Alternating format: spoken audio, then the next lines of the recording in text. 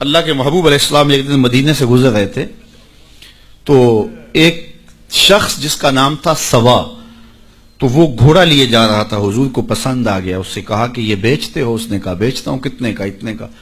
کہا کہ رکو میں اس کی قیمت لے کے آیا اور تمہیں دیتا ہوں۔ کسی نے اس کو رکے ہوئے دیکھا تو پوچھا یہاں کیوں کھڑے ہو؟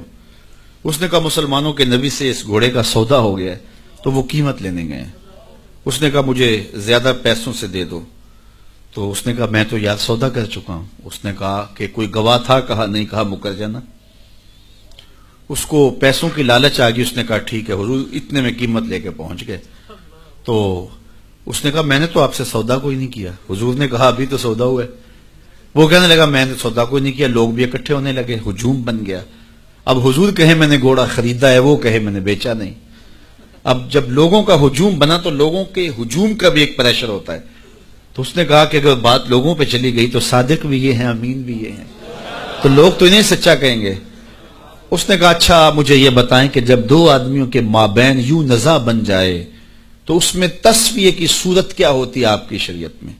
تو حضور نے فرمایا میری شریعت تو کہتی ہے کہ جو مدعی ہے وہ گواہ لائے، والیمین علی من انکر، جو انکار کرتا ہے وہ قسم دے دے۔ اس نے کہا پھر ٹھیک ہے، آپ کا دعویٰ ہے کہ آپ نے گھوڑا خریدا ہے تو پھر آپ گواہ دیں، اور اگر آپ کے پاس گواہ نہیں ہے تو پھر میں قسم دے دیتا ہوں۔ جھوٹ اس نے پہلے بول لیا تھا، قسم دینا اس کے لیے مشکل نہیں تھا، اس کو یہ بھی پتا تھا گواہ کوئی نہیں۔ تو اس نے کہا جناب آپ گواہ پیش کر دیں تو میں گھوڑا دے دیتا ہوں جس قیمت پہ آپ بتا رہے ہیں، اور اگر آپ کے پاس گواہ نہیں ہے تو پھر میں قسم دے دیتا ہوں۔ اب بھری بزم تھی، لوگوں کا ہجوم تھا، اور اس نے ایک ایسی بات کی۔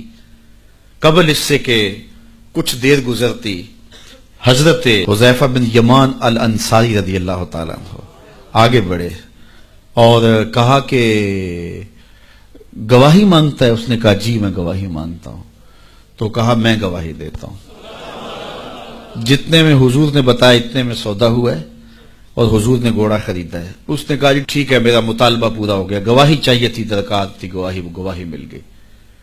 تو اس نے گھوڑا دے دیا اور قیمت اس نے لے لی۔ قیمت اس نے اپنی مرضی کی گھوڑے کے مطابق ہی لی تھی، وہ تو زیادہ پیسوں کے لالچ میں مکرا تھا۔ تو خیر اس کو راستہ نکلنے کا مل گیا، لوگ ہٹنے لگے تو حضور نے حضرت حذیفہ رضی اللہ تعالیٰ عنہ کو اشارے سے قریب کیا اور کہا کہ تم نے گواہی دی، تم تو موقع پہ موجود ہی نہیں تھے، تو تم نے گواہی کیسے دی؟ تو حضرت حذیفہ رضی اللہ تعالیٰ عنہ نے کہا حضور گھوڑا کیا ہے، آپ کے کہنے پہ تو ہم نے رب کی گواہی دے دی، ہم نے رب کو دیکھا تھا، آپ نے کہا نہ ہے تو ہم نے مان لیا، تو یہ گھوڑا کیا ہوتا ہے؟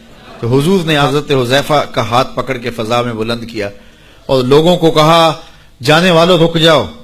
لوگ ٹھہر گئے۔ کہا کسی عدالت کچہری میں گواہ کی ضرورت ہو تو میری شریعت 2 گواہ مانگتی ہے، لیکن جہاں میرا خزیمہ ہوگا، ہاں حذیفہ نہیں، خزیمہ بن ثابت انصاری رضی اللہ، جہاں میرا خزیمہ ہوگا وہاں ایک کی گواہی 2 کے قائم مقام ہوگا۔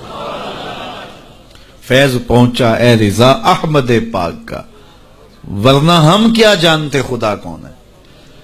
میں اگر خدا سے ملنا چاہوں تو مجھے بتاؤ نہ کہ میں کدھر جاؤں، شرق کو جاؤں، غرب کو جاؤں، شمال کو جاؤں، جنوب کو جاؤں، نیچے سوراخ کروں، اوپر سیڑھی لگاؤں، کدھر جاؤں؟ آئیے ذرا قرآن کا اسلوب دیکھیے۔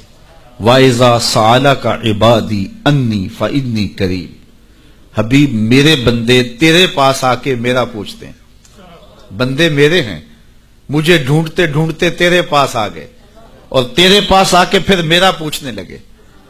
فَإِنِّي قریب، ان آنے والوں کو بتلا دیجئے کہ میں دور نہیں ہوں، نیڑے ہی ہوں۔ فا تاقیبیہ کے بعد علماء تفسیر نے لکھا کہ کل مقدر ہے، یہاں کل ماننا پڑے گا۔ فَإِنِّي قریب اے فَقُلْ إِنِّي قریب، ان کو کہہ دیجئے کہ وہ دور نہیں، آگے ہو تو مل جائے گا۔ یہ ہے ترجمہ کل کے مقدر ماننے سے۔ لیکن صوفیہ فرماتے ہیں کل کو مقدر ماننے کی ضرورت ہی کیا ہے، بات ہی سیدھی ہے۔ حبیب میرے بندے مجھے ڈھونڈتے ڈھونڈتے تیرے تک آ گئے، تو محبوب جب تیرے تک آ گئے میں پھر بھی دور ہوں۔ میرے بندے جب مجھے ڈھونڈتے ڈھونڈتے تیرے تک جو آ گئے تو محبوب تیرے تک آ گئے ہیں تو میرے تک آ گئے۔ یہ تیرے پاس آ کے پھر میرا پوچھ رہے ہیں، جو تیرے پاس آ گئے وہ میرے پاس آ گئے، کیونکہ تیرے تک پہنچنا ہی تو میرے تک پہنچنا ہے۔ تو کہا اگر خدا تک پہنچنا ہے تو مصطفیٰ تک جانا ہوگا، بس یہی راستہ خدا تک پہنچتا ہے۔